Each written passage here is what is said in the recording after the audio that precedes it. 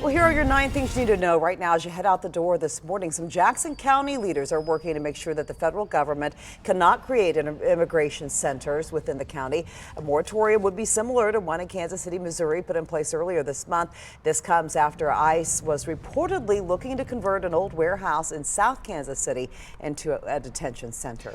Body camera footage reveals 2 federal agents opened fire on Alex Preddy during a confrontation that killed him in Minneapolis Saturday. That's according to a report obtained by ABC News. Several videos show that Preddy never reached for the gun he was carrying. An agent took it from him, and 2 agents started shooting after that, after someone yelled he had a gun.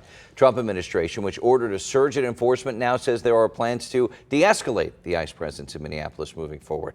Border Protection head Greg Bovino has left the area, and Border Czar Tom Homan will now oversee operations there. It's impeachment.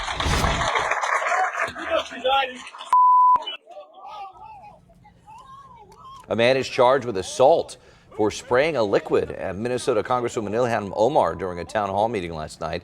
Congresswoman says she's fine. The attack happened while she was addressing the ICE operation in Minneapolis, saying that DHS Secretary Kristi Noem should resign. Just been freezing cold. I mean, especially when the temperature drops at night. You know, we've got extra blankets, but the cold just seeps through. Hundreds of thousands of people are still without power after a massive winter storm moved across the U.S. this weekend. The snow and ice left behind also congesting traffic, causing hundreds of flight cancellations still. The Northeast could be in the path of a new storm this weekend. The Missouri House Committee will hold its first hearing this morning on Governor Mike Kehoe's plan to overhaul taxes in the state. 2 identical measures introduced by Republicans would ask voters to approve constitutional changes that would eliminate the income tax in Missouri, would phase it out. Critics say it would greatly expand what you pay in sales taxes and boost how much you're taxed.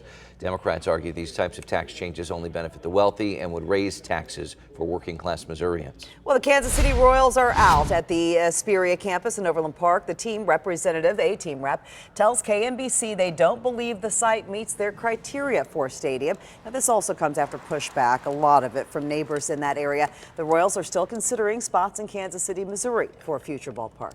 Kansas City Chiefs have named 2 finalists for their proposed stadium in Kansas when it comes to design. Team announced Manica and Populous, with both have KC offices, have built several NFL and international stadiums as the 2 companies that could design their new $3 billion dome stadium in Wyandotte County. Team did not say when they would make a final decision on it. Chiefs aim to open their new stadium for the 2031 season. Well, 6-time Super Bowl head coach Bill Belichick will not be a first ballot Hall of Famer. Reports indicate that the former Patriots coach did not receive the 40 votes to enter the Hall of Fame in Canton, Ohio.